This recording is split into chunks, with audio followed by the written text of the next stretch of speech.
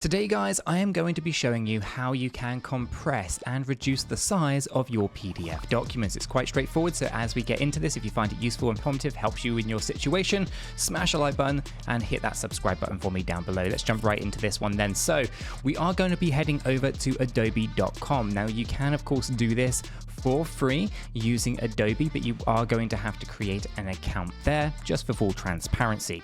So here I am, I'm logged into adobe.com. We want to navigate to this little section at the top here. It's called PDF and e-signatures. Give that a click.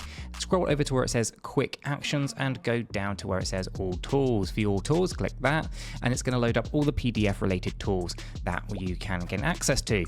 Now, as we scroll down here, we want to come all the way down to where it has this edit section right here. Okay, and what we want to do is we want to look for the reducing size. It's actually just above. You can see here it says compress PDF. Try it for free. So that's exactly what we are going to do. We're going to click on try it for free, and this is going to then allow us to basically select a PDF. Now, because I'm logged in, it's going to redirect me.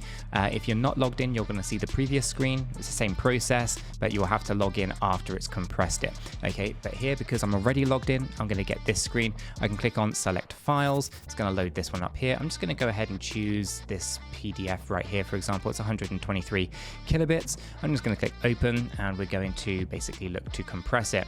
Now here we can see the best compression is going to get it reduced down to 98.3, and it's going to be the smallest size, standard quality.